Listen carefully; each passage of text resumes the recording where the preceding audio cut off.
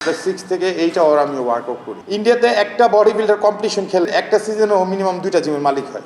Sheikh Jamal Bangladesh body বিল্ডিংয়ে অনন্য এক নাম।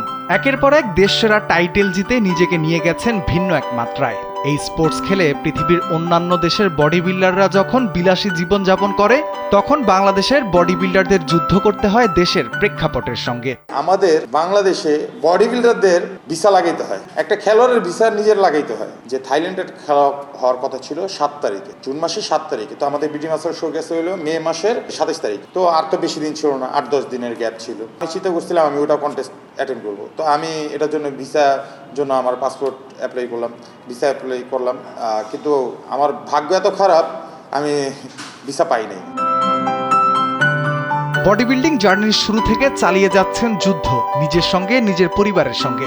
এত আত্মত্যাগ ও চেষ্টার পরেও এই খেলায় কেন পিছিয়ে বাংলাদেশ? তো আমাদের বাংলাদেশে একটা জিনিস দেখেন, ইন্টারন্যাশনালি বা এশিয়া কান্ট্রির ভিতরে বডি বিল্ডারদের কিন্তু ইউজ স্পন্সর, আমাদের বাংলাদেশি স্পন্সর নেই। নিজের দেশের একটা সাপ্লিমেন্ট কোম্পানি নেই। তো ইন্ডিয়ার ভিতরে কোম্পানির অভাব নেই। ইন্ডিয়াতে একটা বডি বিল্ডার কম্পিটিশন খেললে ও যদি একটা সিজন ওর ভালো যায়, ও দেখবেন একটা সিজনেও মিনিমাম 2টা জিমের মালিক হয়। ফাইন্যান্সিয়াল অনেক কিছু দেখতে হয়, যেরকম ফ্যামিলি দেখতে হয়, এভরিথিং।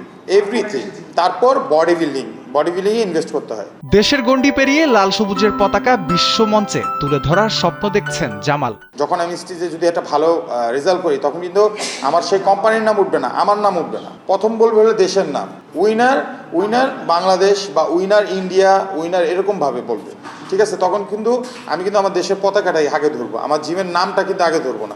তো আমি দেশকে রিপ্রেজেন্ট করতে চাইতেছি। তারকা বডি বিল্ডার হিসেবে নিজেকে প্রতিষ্ঠিত করা জামালের শুরুটা মোটেও সহজ ছিল না। বাংলাদেশের বডি বিল্ডিং এগিয়ে যাবে এবং দেখবে আলোর পথ, এমনটাই প্রত্যাশা তার। রাফিউল ইসলাম রাতুল, কালবেলা।